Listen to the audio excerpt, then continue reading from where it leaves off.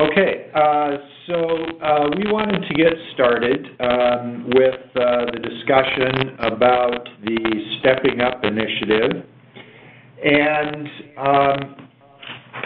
we are following up on behalf of John Miller, who is a county supervisor from Black Hawk County.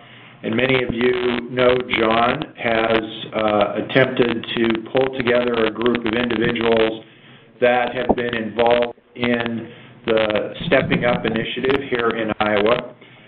Representatives from Black Hawk County were selected to attend a summit that involved about 50 counties, and back in late April, there was a two-day summit where representatives from 50 counties across the country came together to talk about the Stepping Up initiative and learn about processes to make sure that the initiative worked well. I don't think John is going to be able to join us. Something came up. This is Sarah Carter. I was at the conference with John. I'm from Black Hawk County, so John had a family emergency that he had to attend to today. Okay. So I'm going to represent our county. Okay, good. So did John ask you to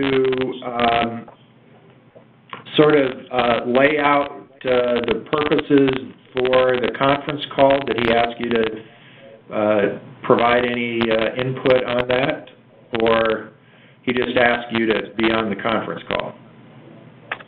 He asked me to kind of represent us and speak to what happened at the conference and kind of what our mission is here and what our goals are as far as how to move forward, and kind of see what other folks are doing so that we could possibly collaborate if there's ways to do that, and maybe share what we had learned from the conference.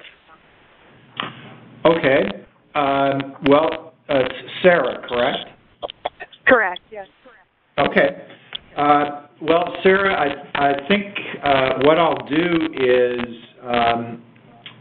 let me ask again, has Natasha Walsh joined the call yet? Yeah, this is Nastasia. Oh, okay. I'm sorry. Hi.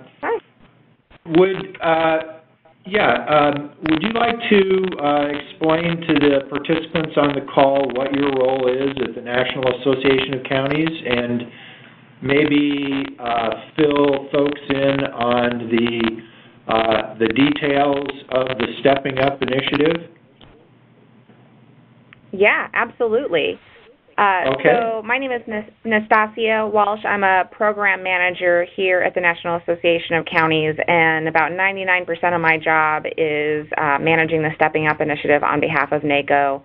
As you know, NACO is a partner on the initiative with the Council of State Governments Justice Center and the American Psychiatric Association Foundation, the three organizations starting Stepping Up just over a year ago as a way to really elevate this issue of mental illness in jails at the local level and all the way up to the national level. And so since we launched, like I said, just over a year ago, we've had 275 counties across the country that have passed resolutions to join the initiative.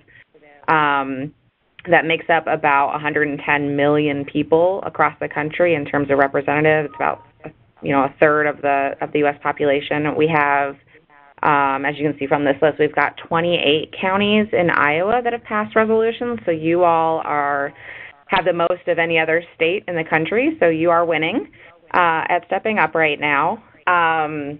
Like you mentioned, we had the summit back in April that Black Hawk County was accepted to attend. We had almost 200 applications to attend the summit, and unfortunately we were only allowed to bring 50 counties, so it was really tough decisions for us and for our partners on who was going to be accepted to come. But we do have all of the plenary videos, so all of the videos that were done with the big group sessions are posted online on the Stepping Up website. It's stepuptogether.org/events. and so you can go and see all of the presentations that were done to the larger group there. And I do have some PowerPoint slides. If you all are interested, I can email those. They're not posted on the website. But, I think Sarah can talk a little bit about their experience there. But we've been hearing, it was a really great success. The counties and folks who were there just seemed really engaged and excited to be there. And I think we had some really, really good discussions. And I know from NACO's perspective, we really like the opportunity of providing folks time to network with each other and learn from each other, which I think is part of the reason for this phone call, too, and part of, NACO's real priorities going forward. And so, at our conference, at our annual conference in July in Long Beach, we're going to be having 2 Stepping Up related activities. So on that Saturday, which is July 23rd, in the afternoon, we're having a Stepping Up network meeting. And so any counties who are attending the conference who are involved in Stepping Up or interested in joining Stepping Up can go to that network meeting. We're calling it a working meeting, where we're going to give folks an opportunity to network. We're going to, rather than having sort of presentations where we talk at you, we want you to talk to us. And talk to each other and start to build a network in a way and find more ways to have more peer exchanges, whether they're state or regional or county to county or at these national events or webinars or what those look like.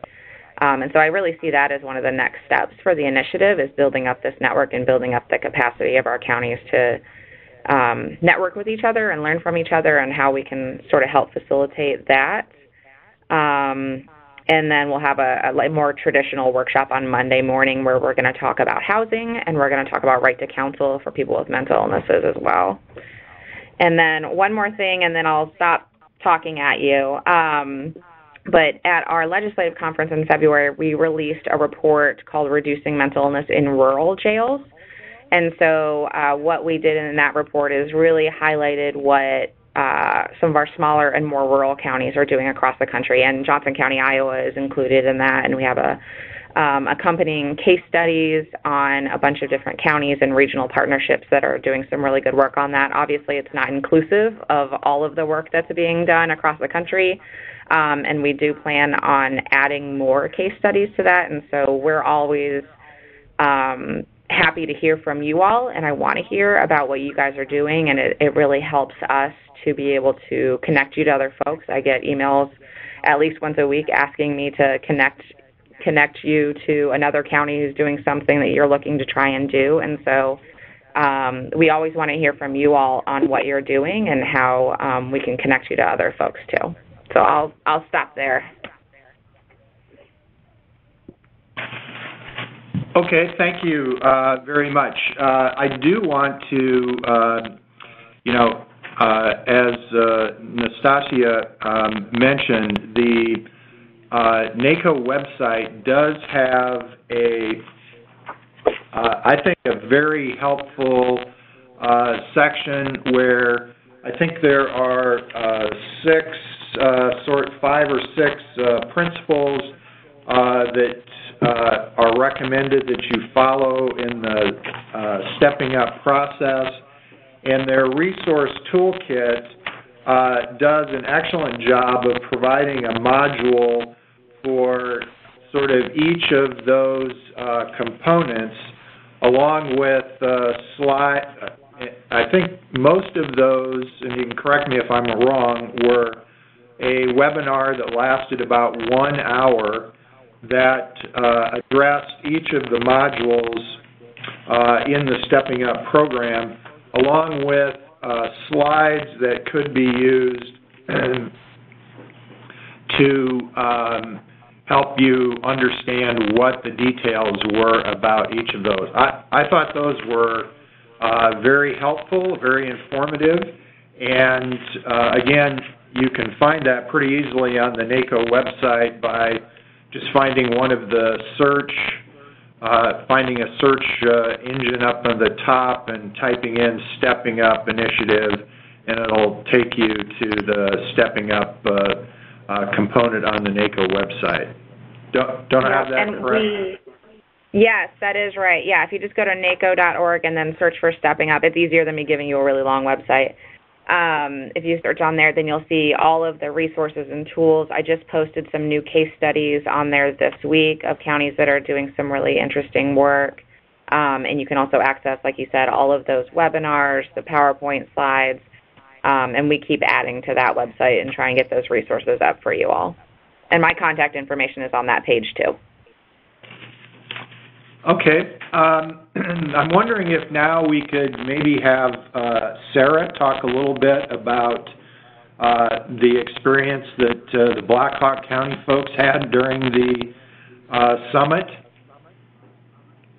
Sure, absolutely. I can tell you that it was a wonderful experience. It was well run, and there was a lot of really great information, and I feel like it was a really good mix from very large communities to fairly small rural areas. So it didn't feel like we were necessarily mixed in with the larger counties. So one of the things that they really spent quite a bit of time on is talking about those 6 questions that need to be asked, and really went through those. I don't know if those are, maybe Tasha could speak to this. I don't know that those are available yet out on the website, but one of the largest things I think that came clear is that there's a real need, which is, I think mentioned on our agenda today, the need to be data-driven and looking at how that information can really drive what your community needs to do, because really, if you're looking at the grand scheme of the picture, every community's needs are somewhat different. Everybody's resources are somewhat different. And so really looking at how can your community come together to build on what resources they have and what programs or what needs are still existing and what gaps really exist. So one of the other things that I really think I took away in some of the breakout sessions, well, I will tell you that one of the big key things that was said is that this is a movement, not a moment, and that we really need to keep the momentum going with things like this, with networking and really trying to keep communities engaged. And so one of the other things I think that really stood out to me was the fact that there needs to be legitimate screening and assessment to identify folks, and looking at sustainable measures to figure out who your population is and what are their needs that they may have, and looking at risk assessment versus risk management. I know from a corrections standpoint, oftentimes when folks are coming to jail, we simply look at these risk assessments, which, if you really look at the heart of risk, mental health and substance abuse are not things that in and of themselves add to somebody's risk of being in the community. And certainly from a correction standpoint, that has been used as something against somebody's ability to be released from jail.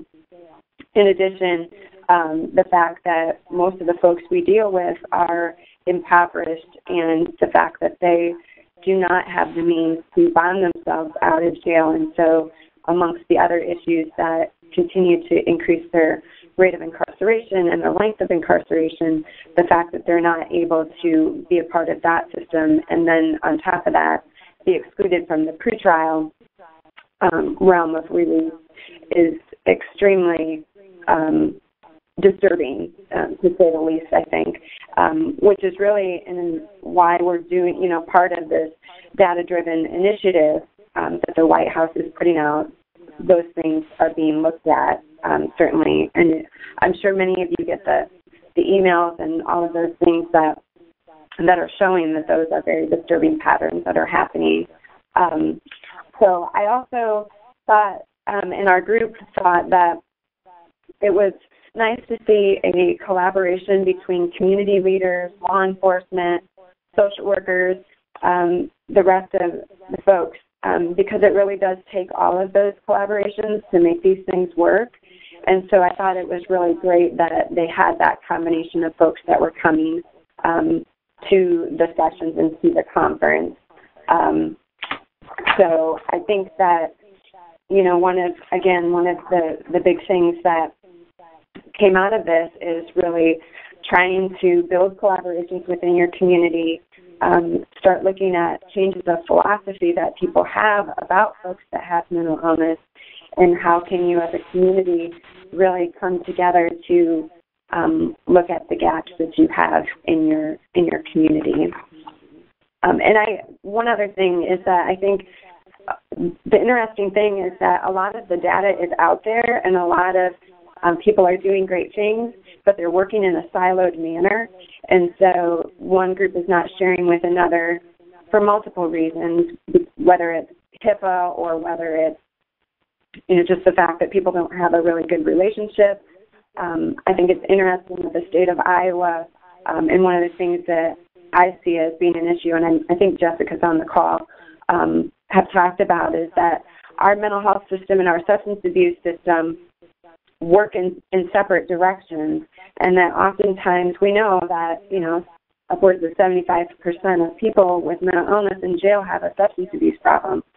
And so trying to bring those silos together as well is very important. So that's kind of it in a nutshell. I took like 13 pages of notes, so there was a lot of information.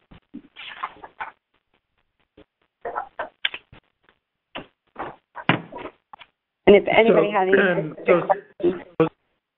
Sarah, would you want to mention the other Blackhawk County folks that attended with you? Yes. John Miller was there. He actually spoke at one of the breakout sessions, and he's had lots of involvement with NACO. I believe he sits on the criminal justice, and Natasha, you can correct me if I'm wrong. I don't know what it's called, but the Justice and Public Safety Steering Committee. There you go, which is kind of where he gathered this momentum for himself to be a part of this. Unfortunately, John is not seeking re-election, so I don't know what his involvement will be after November. But we do have somebody else that has been a part of our conversations, Linda Leyland, who is going to take over some of that. We also had a representative from the Sheriff's Office, the captain of the jail, Mark Herbst, and Tom Meekus, who's the director of the Mental Health Center here, Blackhawk County Mental Health Center, and Dan Troca, who is the chief of police department here in Waterloo. So we had a really good mix. And, the interesting thing for me is our Sheriff's Office has always been on board. We've been doing jail diversion since 2004, but the police department has kind of had a different perspective, and we've had some struggles with them. And I think that the conference was a real eye-opener to Dan as far as the police department is concerned and what role they really can have in this. And really, in the end, how beneficial it could be for law enforcement as opposed to another hindrance in their job or just something else to do. But this is really not only a humanitarian way of dealing with an issue, but this is a community problem. It's not just the sheriff and the jail's problem. It's not just the public's problem, but it's everybody's concern. And so I thought that was really neat that came out of it from our group, at least. I know different counties, and I've talked with lots of different counties. Everybody kind of has a different level of involvement by their law enforcement, and oftentimes the sheriff's office is greatly interested because they have these folks in jail, but sometimes law enforcement isn't always at the table because it's more training, it's officers off the street, all of those kinds of things, and it, again, is a change in philosophy for them. Hey, Bill? Bill, this is John. I got on the call. Oh, hi, John. Yeah, hi. A couple of things that I think came out of it for our group, and I don't know where other folks are in the state, but both the Sheriff's Office and the Waterloo Police Department are working together to put together a crisis intervention training program that isn't 40 hours, but it's about two 4-hour blocks. And the law enforcement is very much involved and excited about doing that. And that is one of the things that came out of the Stepping Up Summit is that those communities that have those crisis intervention teams and the crisis intervention training really benefit from that, from not only the community but also the officers. And I think the fact that our group or our community is committed to that training is a step in the right direction.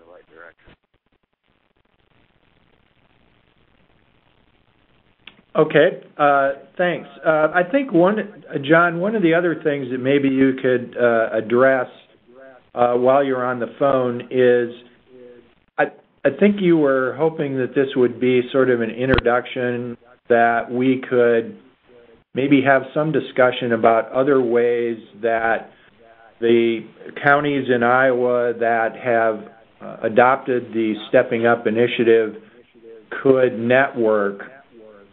And do you have any thoughts on the best ways for us to do this? I know that after you came back from the summit, you felt like you had a lot of information that you wanted to share, but we couldn't come up with the best way to necessarily share that for those that were not able to attend.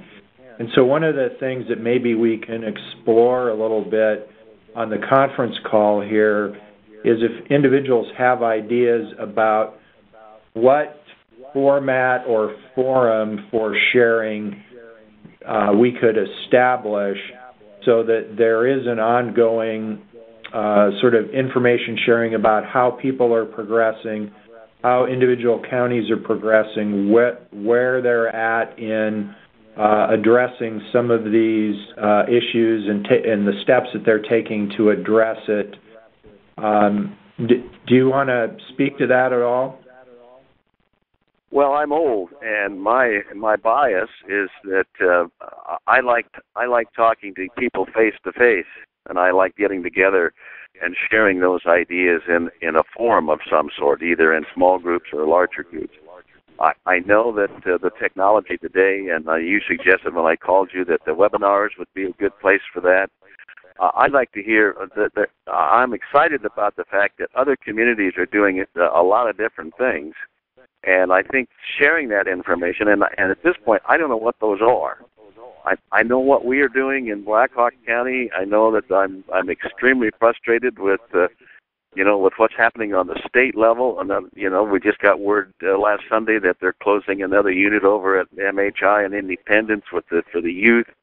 That makes it more difficult for us. But I know some counties are doing some very innovative kinds of stuff because we're not going to get any more money. And I think sharing that information among ourselves is going to be extremely valuable. And like I said, my bias is to set up a time or a place and say, for this 4-hour session, we'll meet in Cedar Rapids or Des Moines or someplace and get together and do that. But I'm open to anybody else that has some ideas. This is Jessica Segover, and I would just say from Johnson County, I would just add that our statewide Alternatives to Incarceration Coalition, our Jail Diversion Coalition, meets quarterly in Des Moines, and the Stepping Up Initiative is a standing agenda item. And our meeting is the total meet is only 4 hours, so I don't know if it makes sense to sometimes, depending on the number of times a year that you think it would make sense to meet, if there's a way that we could do that in conjunction. If there are other people who don't traditionally attend our jail diversion meeting but would like to attend specifically to talk about stepping up, I think it would make sense to repurpose one of those meetings and expand it for those who would be applicable.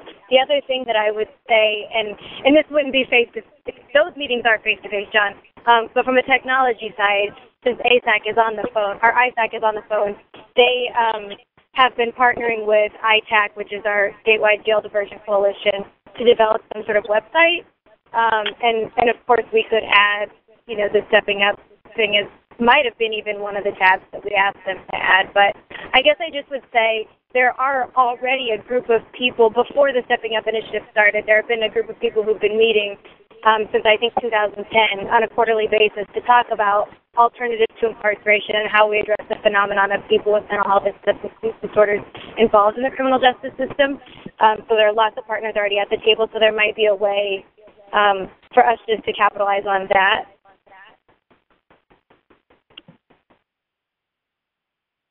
that's Jessica, I'm glad you jumped in there and mentioned that. Is Annie from Polk County on? Does she have any? I am here. Okay. I was wondering, and this weekend, I know Jessica's group and my group are going to Washington, D.C. for a DataDriven Justice initiative, where we're getting together to talk about the next steps over like the next 6 months of where we're moving our crisis services and jail diversion and mobile crisis and all that stuff. And I'm wondering if we need to do some sort of summit or kind of like what we're doing in D.C., only in Iowa for all of our community partners here in Iowa. Any thoughts on that? Year, well, this is Sarah.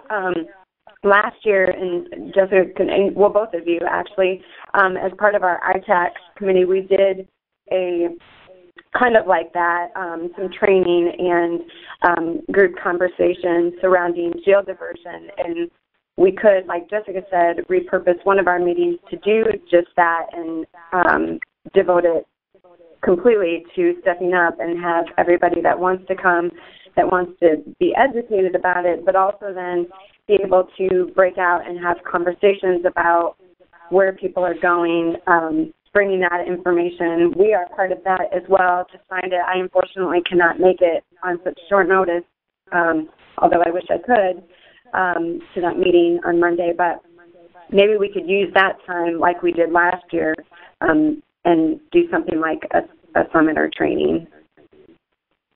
Because the worksheets that they're having us complete for this this initiative this weekend were really good to really think through like what our next steps are and what we currently have in place. And I don't know if all communities have really sat down and thought through everything, or if they're just putting stuff together and seeing how it turns out, because that's kind of how we were. And then when I sat down and really looked at it, it just really put it all together into a nice picture of where we're moving.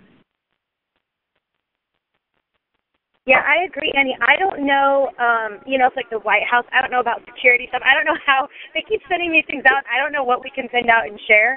But once they say this is free to share with whomever, I think that community worksheet was like when they contacted us back in February, I was like, is somebody secretly following us around and wrote this worksheet to like completely outline what we need to do in our community, because it is very well laid out. In terms of the component, right? It was magic. These components, and then just also kind of the action steps for it. So I don't know if they've ever given any indication as to whether or not that's a document that can be spread far and wide. But if we don't have that answer, I'm sure we can get it on Monday, and that could be something we could organize this summit or whatever kind of larger Iowa gathering around this topic. I think that would be a great framework to use to guide a statewide conversation on what the various communities are doing. Yeah, because I know at the regional, this is Annie still, at the regional mental health meetings that I've been going to, there's some really cool things with mobile crisis that are happening in the rural communities that I would have never thought about even thinking about doing. And I think if we could share those ideas, it could expand really easily.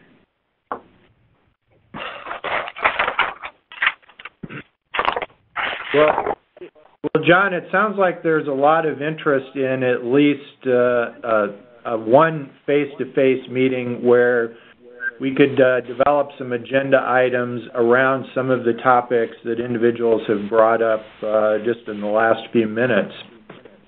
I'm wondering, though, is this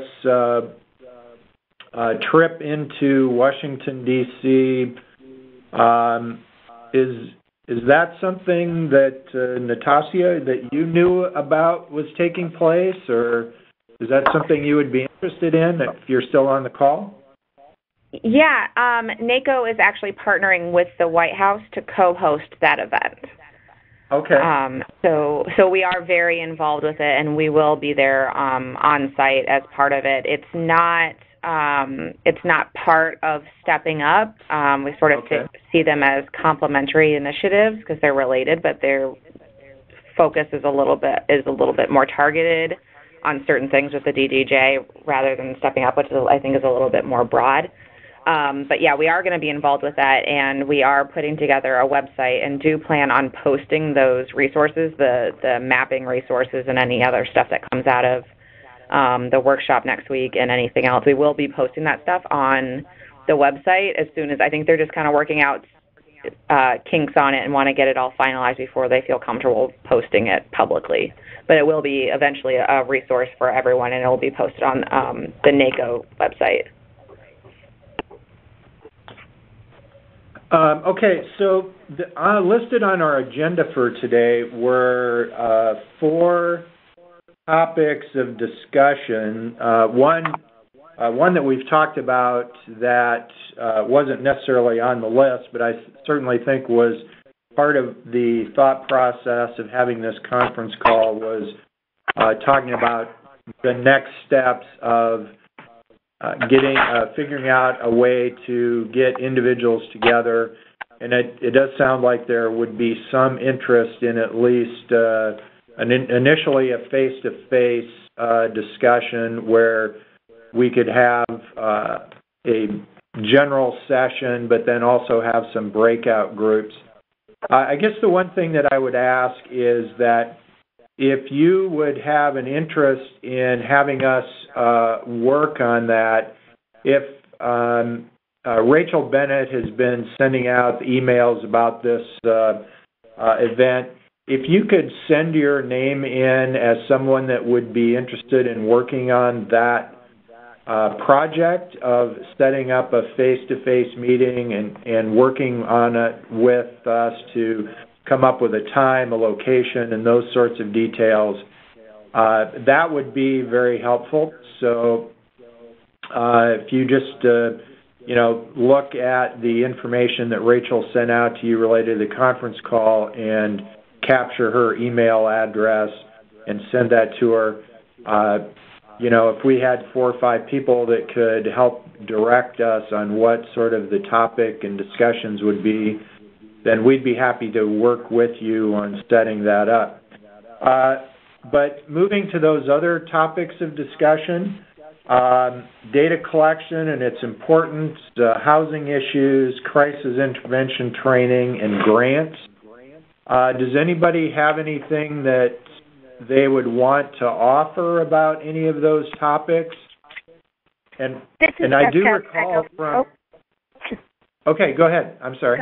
Oh, yeah, this is Jessica from Jail Alternatives, and I just from Johnson County. And in terms of the crisis intervention team training, I wanted to just jump in because I know John brought that up. And in Johnson County, we are starting a crisis intervention team program, and so we will start.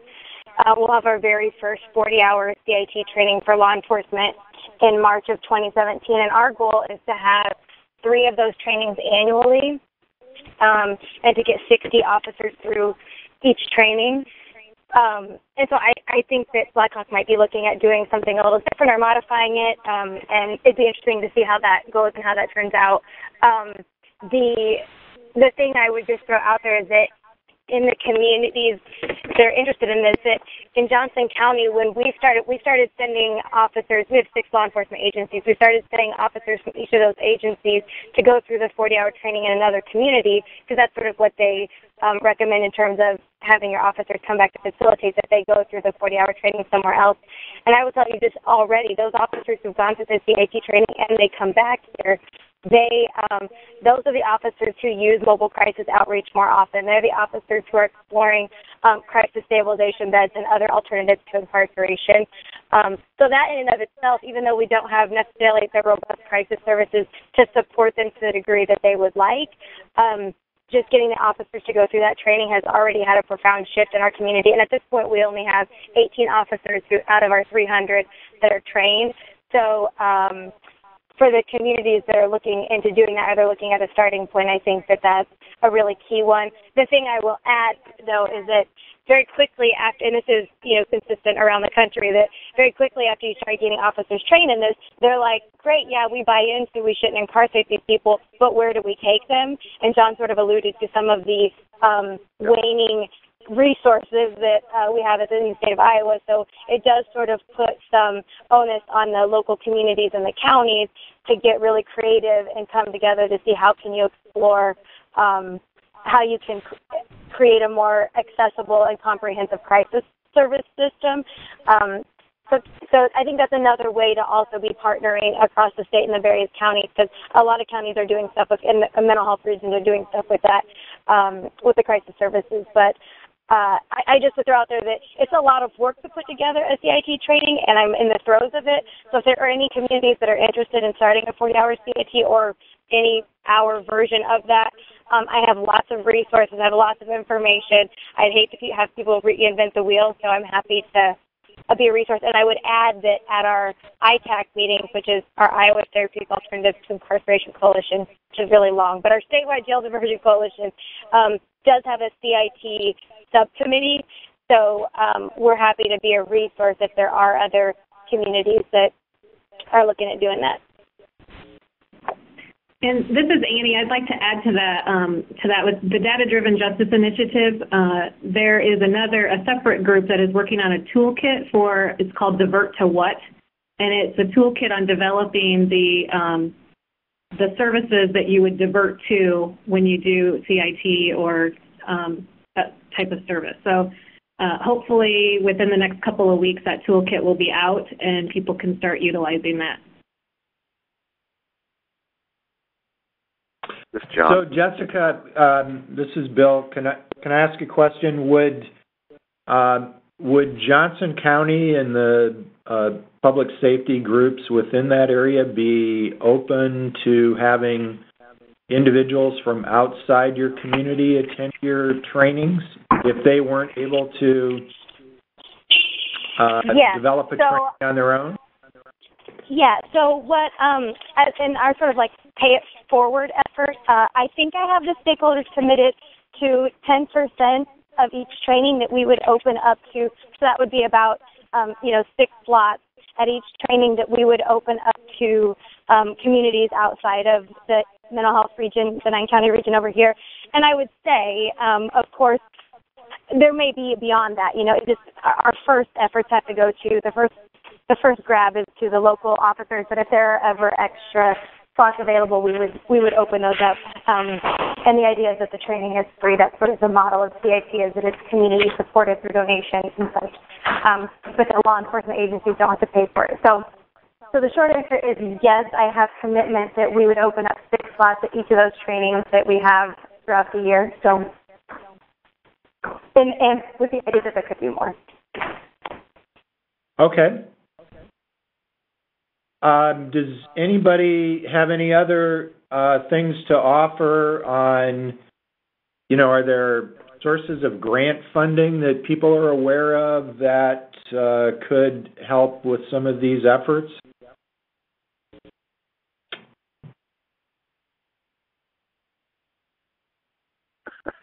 I'm thinking of Nastasia, whether or not she knows about where all the grants are hidden, or maybe NACO's cornered all those already. We have not taken any of the grants. So there was a grant that went out through the Bureau of Justice Assistance, Department of Justice for Justice Mental Health Collaboration, but that deadline has passed. The deadline was in May. And that's the federal grants there. We are sort of encouraging folks to try and see if there's any private foundations that are in your state. I know that there's some in some other states that we're working with who are helping. Either they're giving individual grants to individual counties, or they're helping to support things like in Iowa Stepping Up Summit or something like that. But there aren't really. You got to get a little creative with some of those grants, and if you're looking for any sort of federal type grants, I think most of the folks who are implementing this stuff, if they're not going through the federal grants, are figuring out ways to creatively use Medicaid or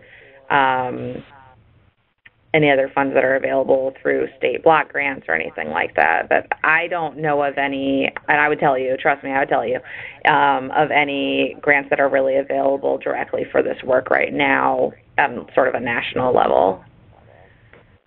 I know that doesn't Bill, really help. This is Jessica again. I was just going to add, that might be something, maybe grants, I don't know if it would be a great term for it, but something financial funding might be a good topic to include if we do have a summit, because there are people who in Iowa who are doing various aspects of, the stepping up initiative or like alternatives to incarceration, and depending on which aspect you're talking about, if you're doing mobile crisis versus CIT versus crisis stabilization beds versus post-booking jail diversion, there are different funding streams, and what might be helpful is if we have just some compilation of these are the various pieces, these are various ways people have funded it, and just to have kind of a catch-all that people can look to, because Natasha hits it on the head. There's not like a one go-to, but I would say like for us, we've partnered with our mental health region, has contributed some dollars for the training for law enforcement for CIT. We're looking, other elected officials, the various municipalities when we're talking about, alternatives to incarceration in terms of crisis services. You partner with your local hospital, all the people who stand to financially benefit from the service. You start to figure out you start to develop those relationships. So that's a whole big another conversation, but I just would say maybe that would be something we could add to some sort of gathering summit would be how do you divert to what, and then how do you pay for it? Might be the way to go. Okay. Thank you, Jessica. You've always got a wealth of ideas. Anyone else have anything to offer? Yeah, Bill, this is John again. One of the frustrations that our jail is finding is there's no place to go for those severely mentally ill folks. And I think that needs, we talk about alternatives and where we're going to go for the money and how we're going to reallocate. But one of the things I think that the elected officials need to do is to help in educating the community that if they're not paying for it on the state level, we're going to pick it up on the local level.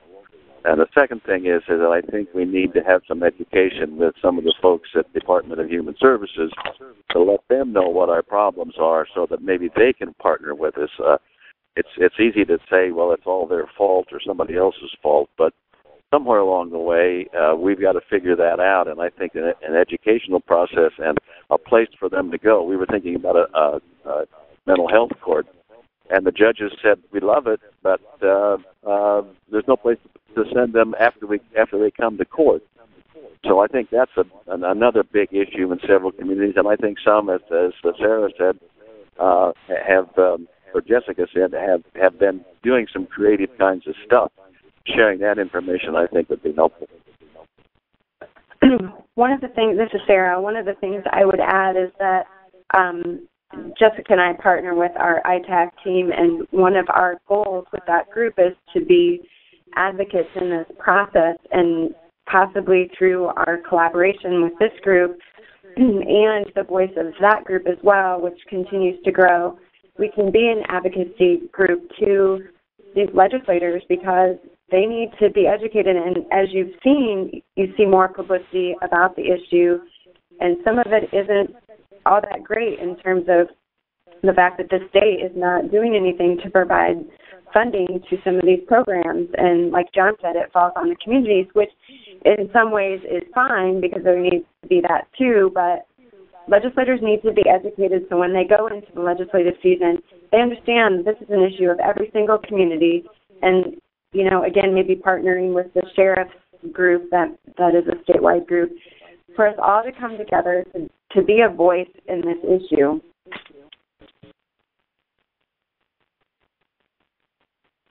Well, this is certainly something that ISAC would be interested in including in our legislative package to educate legislators about. Yeah.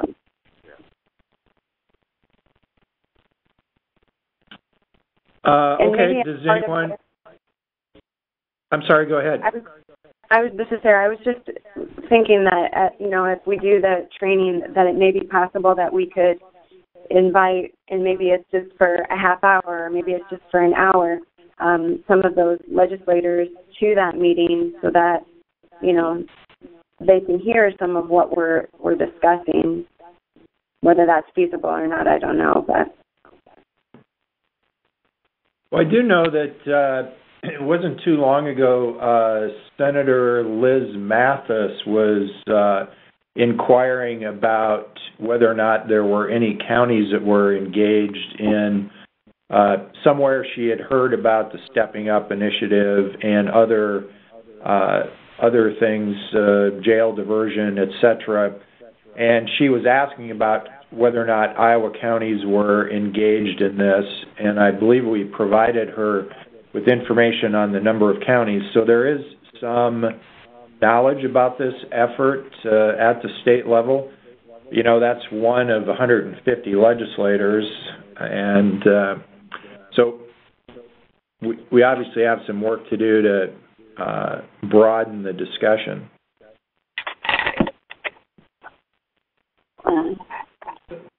So we're just about out of time, but here's the one takeaway that we have. There is some additional information that I think that we can send out in terms of providing resource to other individuals that maybe weren't able to attend the summit or haven't seen the NACO toolkit. So we will push out some additional information. But secondly, we talked about trying to come up and arrange a face-to-face relationship.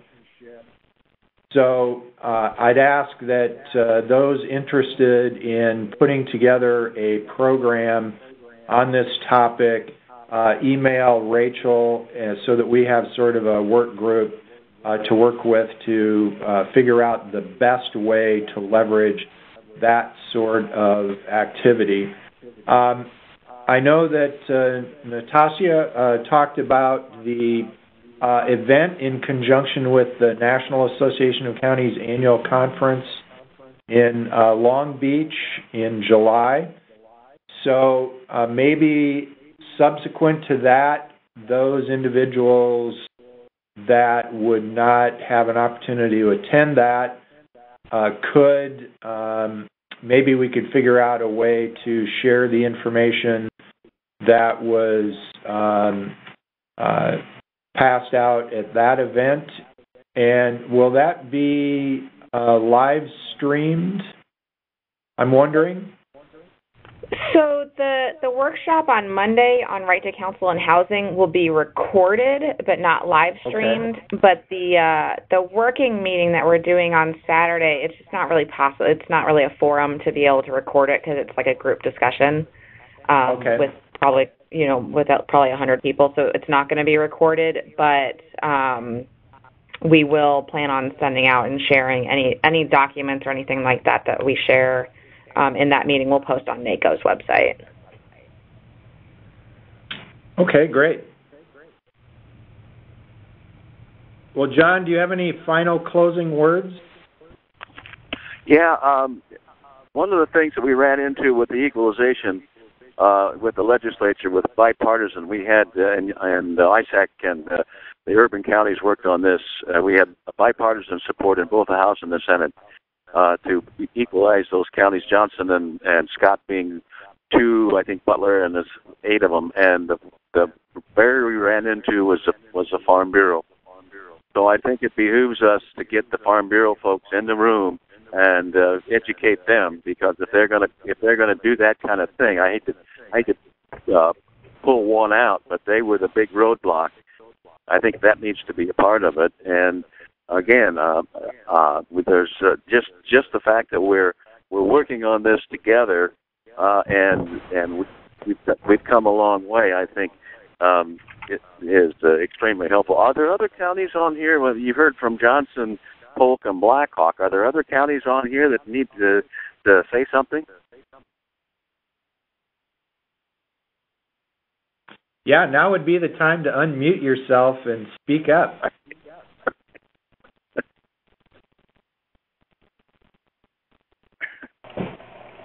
Hi, this is Lonnie. I'm not too sure if Suzanne Watson's on the line or not. Okay.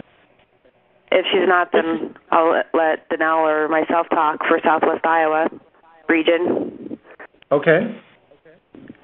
Danelle, did you want to talk about what we're doing? Or you want me to do it? Anyway, I'll go ahead and do it. In Southwest Iowa, we have a mental health court that's been operating since January of 2015. We've had about 35 referrals now. I think of those we've accepted like 27 of them. We've had one that's graduated from the program, and we have another one today. So we're pretty excited about that. It's been fairly successful. People that do get accepted, they have to plead to the crime that they committed, but if they complete the program successfully, either in 12 or 24 months, then they could get that expunged from their record. So that's a good thing for them as well. And they have a mental health court case manager and a mental health court therapist that's both dually trained in substance abuse and mental health. So we are, like someone said, most people are coming into the program have some, I think about 98% have had a substance abuse issue as well. So we're dealing with both of those issues simultaneously. And we also have weekly, it's more of a processing group for those that are in the program that they can come and talk about the program with each other and develop a relationship.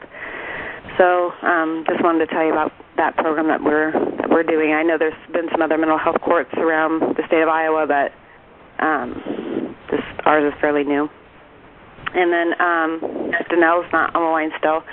We are going to start, I think, in July. It's going to be a jail-based case manager. There's going to be 2 of them.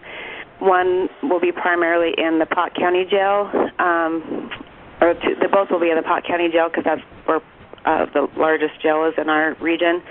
But then, as needed, they'll go out to the other jails in each county and help, whatever the need is, as long as they have a mental health issue or some type of disability that we can help them attain either an apartment in the community, their Social Security. We have a SOAR program, so we can help them with SOAR, whatever their needs are to help them get back into the community. So it's kind of like on the lines of, jail diversion or whatever. So that's just kind of what's going on with us. And we also do the CIT training with all of our sheriffs and jails as part of that, our mobile crisis expansion as well. Yeah, I'm still here. This is Danelle. We are expanding mobile crisis out into the rural areas of our region.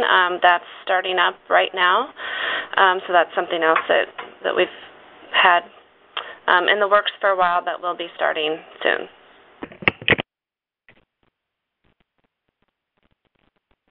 Okay, thanks. Does anyone else want to jump in?